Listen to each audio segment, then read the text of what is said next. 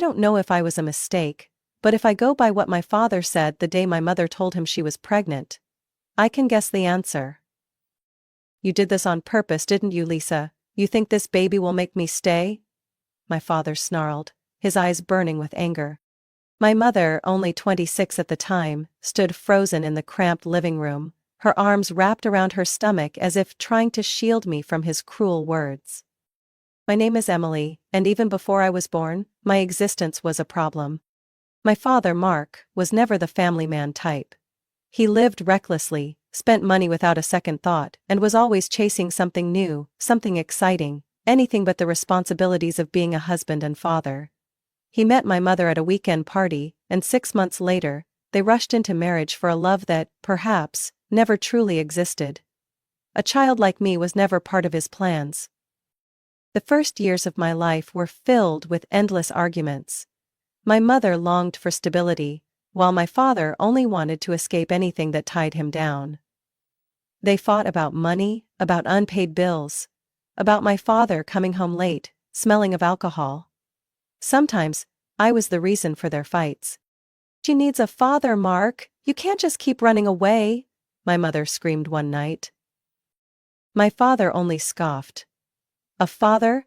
What do you expect me to be, some perfect role model? Sorry, but that's not the life I signed up for. And so, the fights went on for the first 4 years of my life. I don't remember much, but the faded memories still haunt me. The sound of shattering glass, my mother's muffled sobs behind closed doors, the irritated look in my father's eyes whenever he glanced at me. Until one day, my mother decided to end it all. When I was 4, she filed for divorce. And by the time I turned 5, my father was gone without a word. No new address, no phone number, no birthday card, no child support. He vanished as if he had never existed, leaving my mother and me in our old apartment in a small Texas town. The neighbors whispered about my mother, about how she had tied down the wrong man. My mother never spoke of him again, except in moments of anger. A coward, she would say, not a shred of responsibility. Growing up, I learned one thing. Sometimes, family isn't where you find warmth. Sometimes, it's just a place where people leave you behind without looking back. If there was one thing my father left me, it was Grandma Margaret. My mother never spoke about my father, but Grandma Margaret did. She was the only person from his side of the family who still cared about me. When I was little, I didn't know much about her. Just that she would visit our tiny apartment, bringing cookies wrapped in foil and a sad look whenever she saw my mother. Whenever she came, my mother would greet her coldly and find an excuse to stay busy, avoiding sitting with her for too long. Grandma Margaret never reacted to my mother's coldness. She would only smile, bend down, brush my brown hair aside, and say, "You have your father's eyes, Emily." Every weekend, she would take me to her house. A small place, but so much warmer than where I lived. It was a completely different world. No fights, no heavy silence, just the scent of peppermint tea and stories about the past. She told me about my father's childhood. About how he was once a mischievous but bright boy, full of dreams. "Before he became a terrible man, your father was a good child," she said once, her voice heavy with sadness. I loved my weekends at her house. She let me help her bake, read books with me in her sunlit living room, and sometimes we would just sit together in silence. Grandma Margaret never asked about my mother or my life at home. She was simply there. Patient, gentle. Something I had never had with my mother. But when I turned 8, everything changed. One Tuesday evening, my mother got a phone call. I remember she was cooking dinner, and when she heard the voice on the other end, she froze. I had never seen her face turn so pale. "Grab your coat, Emily," she said, her voice unfamiliar. "We need to go to your grandmother's house." My breath caught in my throat. This was the first time my mother was taking me there instead of just letting Grandma pick me up. That night, her usually warm home felt different. She lay in bed, looking smaller than ever. A stack of documents sat on the wooden table beside her, and a man I didn't recognize, who I later learned was her lawyer, Mr. Peterson, stood quietly in the corner. "Lisa, Emily, thank you for coming," she said, her voice weaker than usual, but still carrying that familiar kindness. "There's something important I need to say." My mother rarely listened to her, but tonight, she sat down without a word of protest. That scared me more than anything else. Grandma Margaret took a slow, deep breath before speaking. "I don't have much time left, and I need to set things in order. This house and part of my assets will go to your aunt, Irene. But—" she paused, turning to me with a soft look. "I've set up an education fund for you, Emily. It will help you go to college, to build a future that no one can take away from you." I stared at her, not fully understanding. But my mother did. I saw her sit up straight, her hands clenched on her lap. And for the first time that night, I felt something from her. Not sadness, but suspicion. "Education fund?" my mother asked, her voice no longer hesitant. Mr. Peterson nodded. "This money can only be used for educational purposes. When Emily turns 18, she will have full control over it." I didn't realize it at the time, but in that moment, something shifted in my mother. A long silence filled the room. Grandma Margaret sighed, taking my hand, her gaze warm but weary. "I just want you to have a chance, Emily. No matter what happens, I hope you remember that I always believe in you." That night, as my mother and I left Grandma Margaret's house, I turned back for one last look. I didn't know why, but I felt like I had to remember that moment. As if, somehow, I already knew it would be the last time I saw her like this. Grandma Margaret passed away not long after. It all happened too fast. One day she was telling me stories about my father, and the next she was in the hospital. A week later she was gone. Her funeral was small and simple, with only a handful of relatives and close neighbors. I stood beside my mother, clutching her hand, but she didn't hold mine back. Ever since Grandma Margaret had announced the education fund, I had sensed something change in her. After the funeral, life went on as if nothing had happened. But deep down, I knew something was coming. A storm I couldn't yet predict. 2 years later it arrived. My mother met Daniel, a successful man in finance. He was tall, well-dressed, drove a sleek car, and always carried a charming smile. Unlike my father, Daniel was organized and responsible. Or at least, that's what my mother believed. They had known each other for less than a year when my mother announced they were getting married. "Daniel is a good man, Emily," she said over dinner. "He's going to give us a better life." I didn't argue. Not because I believed her, but because I had long since accepted that my opinions didn't matter in her decisions. But what surprised me the most was that Daniel had a daughter my age. Her name was Madison. When they moved in with us, I was excited. I had always wanted a sibling. Someone to share movie nights with, to exchange secrets with. Someone who might understand me in ways my mother never did. I cleaned up our room, placed a small welcome sign on Madison's bed, and arranged my favorite books on the shelf, hoping she liked reading as much as I did. But when Madison walked in, she barely glanced at the room, wrinkled her nose, and turned to Daniel. "Oh, I have to share a room with her?" she asked, her tone dripping with displeasure. Daniel placed a reassuring hand on her shoulder and smiled. "If you don't like it, sweetheart, I'll make other arrangements for you." My mother was there too. I turned to her, expecting her to say something, anything. But she only nodded. "If Madison wants her own space, I think we can make that happen." And just like that, Madison got her own room. And I quickly realized it wasn't just the room. My mother wasn't mine anymore either. Madison became the center of everything. My mother cared for her in ways she never had for me. Madison wanted to try dance?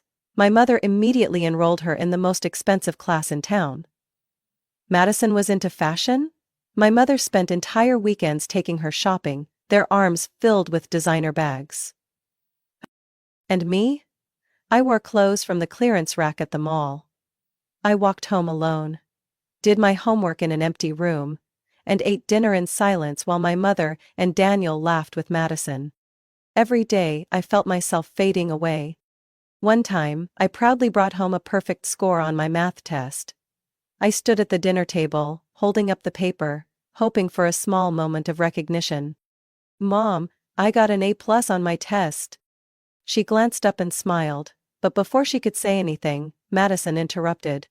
"Mom, I just got chosen for the lead group in my dance class." And just like that, the conversation shifted. "That's amazing, sweetheart," my mother beamed, pulling Madison into a hug. The test paper trembled in my hand. That was the moment I realized I didn't matter anymore. My mother didn't need me. Madison had taken my place. Or maybe, she had never wanted me there to begin with. I can't pinpoint the exact moment I knew I wasn't part of this family anymore. Maybe it was when Madison walked in with brand new designer shoes, while I still wore my scuffed sneakers. Or maybe it was when my mother took Madison to a spa weekend and left me home with a pile of textbooks. But perhaps the clearest moment was one night when I overheard my mother and Daniel talking in the kitchen. "Madison should attend Westbridge Academy," Daniel said firmly. Westbridge was one of the most prestigious private schools in the area. Outrageously expensive and filled with wealthy students. "We'll make it work, won't we, Lisa?" My mother was silent for a few seconds. Then she sighed. "Yes, of course, Madison deserves the best environment." I stepped into the kitchen, my chest heavy. "What about me?" I asked, trying to keep my voice steady. My mother turned to look at me, momentarily surprised, as if she had forgotten I was there. "You'll continue at Lincoln High, Emily, it's still a good school." I had already expected that answer, but it didn't stop the wave of disappointment from washing over me. "But if Madison gets to go to Westbridge, why can't I?" I asked, refusing to back down. Daniel spoke before my mother could. "Emily, you're doing great at Lincoln, there's no need for you to change schools." My mother nodded in agreement, her eyes fixed on the coffee cup in front of her. "Westbridge isn't the right fit for you, Emily. You'll be fine in public school." Fine. That was the word they always used for me. I didn't need the best. I just needed to be fine. That night, I lay in bed staring at the ceiling, replaying everything in my head. I knew I couldn't change the way they saw me. I would never be Madison in their eyes. I wouldn't get to attend an elite school. I wouldn't be given the best opportunities. But I could still take control of my own future. I stopped trying to win my mother's attention. I stopped showing off my grades. Stopped trying to join family conversations where I was always pushed aside. Instead, I focused on my studies. I buried myself in books, spent more time in the library than at home. I joined the academic decathlon team, signed up for the debate club, sought out teachers for extra guidance. I couldn't change their favoritism, but I could carve out my own path. And I did.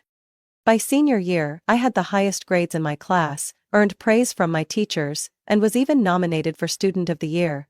I wasn't doing it to make my mother proud anymore. I did it because I deserved it, whether they cared or not. 2 weeks before my 18th birthday, my mother called me downstairs with a tone I didn't recognize. I knew something was wrong the moment I walked in. Daniel sat stiffly on the couch. My mother sat across from me, her expression tense. And Madison, unsurprisingly, was seated next to her father. But this time, she wasn't looking at me with annoyance.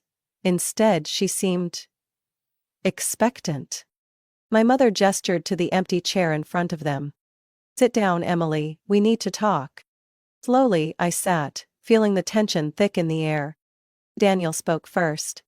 "Emily, we know you're about to enter an important stage in your life. College, your future, this is a big milestone." I nodded, waiting to see where this was going. "The thing is," my mother interjected, her voice softer, almost calculated, "Madison is also preparing for college, and things haven't gone as we hoped." My stomach clenched. I knew what was coming. Daniel sighed. "Madison applied to several prestigious schools, but unfortunately she didn't receive any scholarships. Schools like Brown and UCLA are extremely expensive, and as much as we'd love to help, our finances just can't cover that cost." I clenched my hands in my lap. "And what does that have to do with me?" I asked, even though I already knew the answer. My mother exchanged a glance with Daniel before turning back to me. Emily, you have the college fund Grandma Margaret left for you. Her voice was slow, careful. You've been awarded a full scholarship to Texas State University, so you won't need to use that money. But Madison? She does. Madison turned to me then, and for the first time in years her expression wasn't smug or dismissive. Instead, it was filled with fake hope. If you agree to share your college fund with Madison, it would help her attend a better school, my mother continued.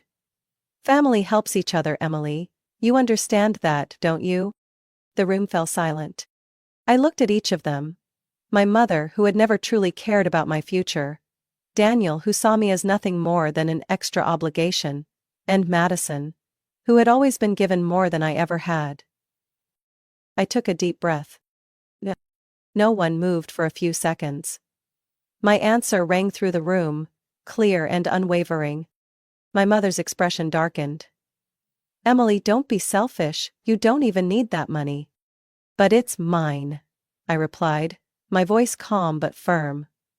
Grandma left it for me, not for Madison. And it's meant for my education. Not to send her to an expensive school the family can't afford. Daniel's grip tightened on the armrest. Emily, you're being childish. You had the chance to help your sister. She's not my sister, I cut him off. His face turned red. But it was my mother who reacted the most. Emily, she snapped, her voice sharp as a blade. Do you even hear yourself? We are a family. And family helps each other. I let out a dry laugh, unable to hold back the bitterness anymore. Family? Since when was I ever part of this family? When Madison got everything while I was overlooked? When you said I was fine with whatever little you gave me? When Madison got to go to a private school while I was told public school was good enough for me? My mother said nothing, but her eyes turned ice cold. You'll regret this, she said, her voice eerily quiet. I stood up. No, I don't think I will. She rose to her feet as well, staring me down. Then let me be clear, she said, her voice void of emotion. If you don't share that money, then the day you turn 18, you're on your own. You won't be this family's responsibility anymore. My heart pounded in my chest, but I didn't look away. Fine, I said, then turned and walked away without looking back. After that tense family meeting, I knew my time was running out. That night I sat in my room, feeling like the world was closing in on me. I wasn't surprised that my mother had threatened to throw me out, but that didn't make the fear any less real. I had never lived on my own before. I didn't know what life outside would be like. But I knew one thing for sure. I wouldn't let them take away the last thing I had. The next morning, I called Mr. Carter, the lawyer who had worked with Grandma Margaret. The moment I heard his steady, reassuring voice, I felt a slight sense of relief. Hello, Emily, I've been expecting your call. I hesitated. You knew I'd call? He chuckled. Do you think your grandmother didn't see this coming? It turned out that Grandma Margaret had set up the college fund with such strict conditions that no one but me had any claim to it. Mr. Carter confirmed that the moment I turned 18, I would have full control. No one, not even my mother, could force me to share it with Madison.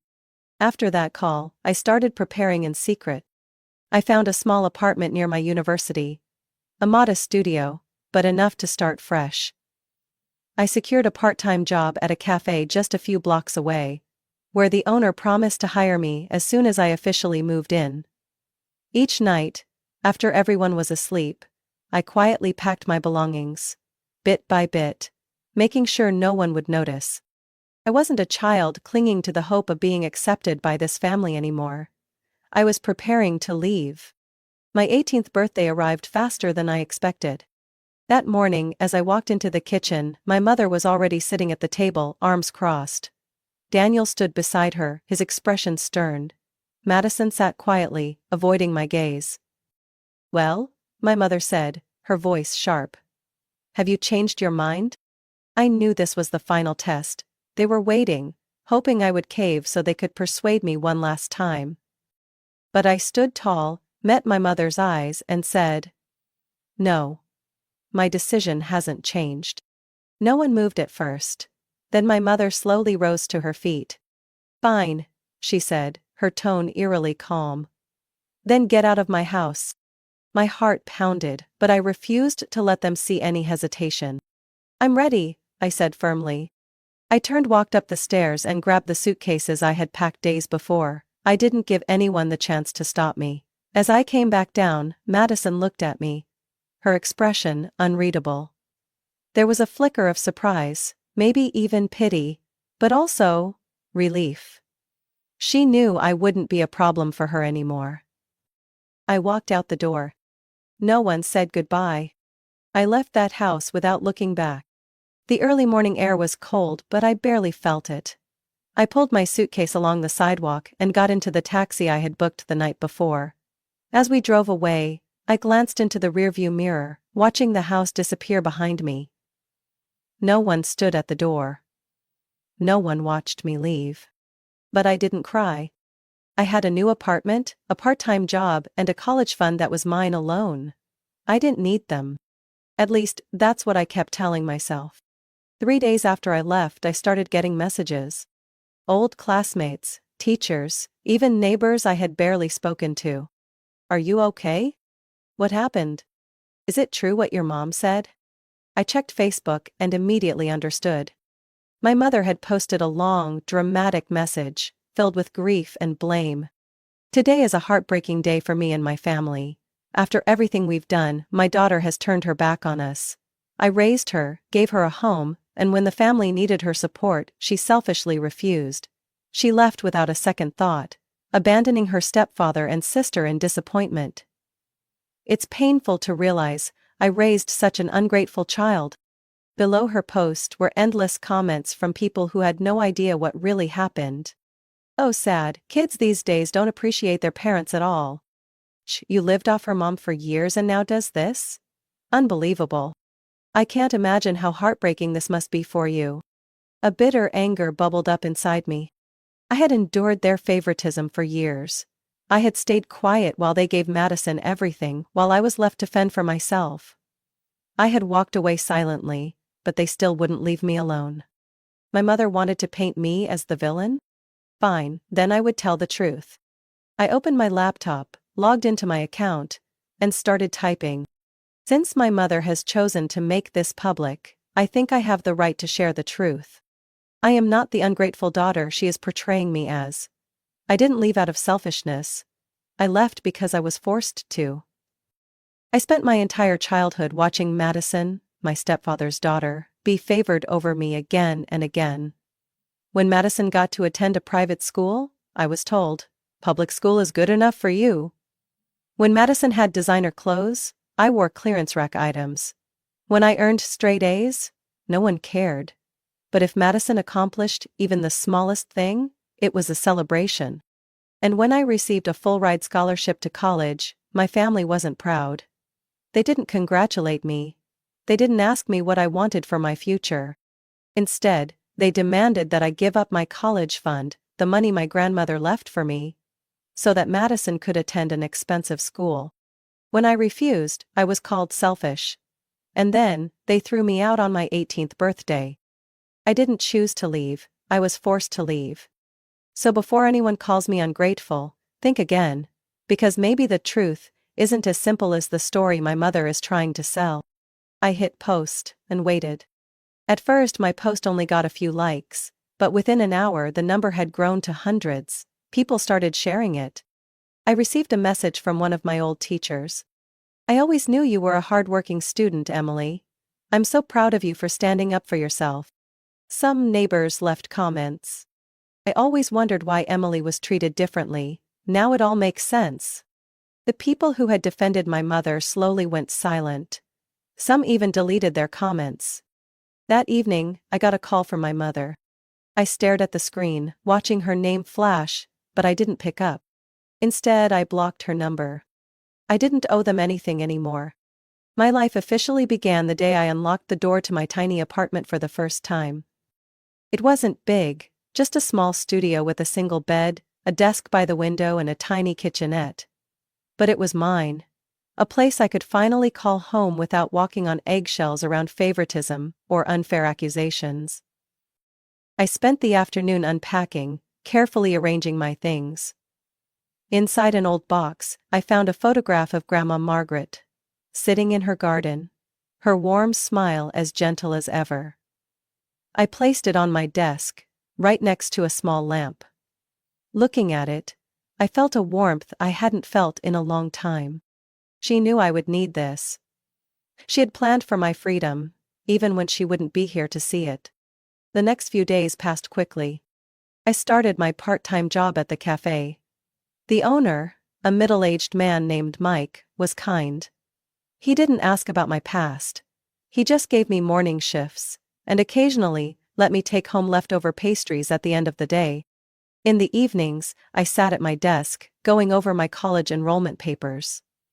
The fund Grandma Margaret had left me was enough to cover my education for the next 4 years, but I decided to keep my job anyway. I wanted to take care of myself. I wanted to know I could stand on my own, without anyone else's help. I also cut off all contact with my mother, Daniel, and Madison.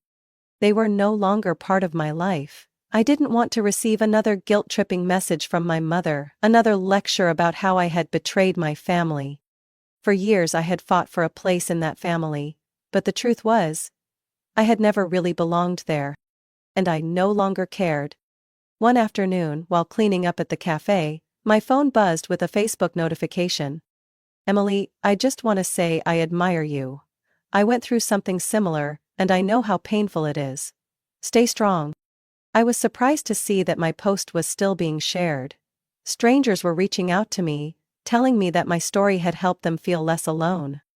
I couldn't change my past, but if it gave someone else the courage to stand up for themselves, maybe everything I had been through was worth it. A few weeks later, I stood at the gates of my university. The place where my new life would truly begin. No more comparisons to Madison, no more walking on eggshells around my mother, no more feeling invisible or unworthy. I stepped forward with the unwavering belief that I was finally on my own path, no longer in anyone's shadow. And with every step, I felt lighter than ever before. Emily's story is not just about escaping family injustice. It's a lesson in self-worth and independence. In life, not everyone who carries the title of family truly loves us. Sometimes, we have to accept that not everyone is worth our sacrifice. Emily chose her own path, leaving behind toxic relationships to build a future where she was free to make her own choices. Her story is a reminder that we have the right to protect what is ours, even if it means walking away alone. What do you think about Emily's story? Have you ever experienced favoritism or unfairness in your own family?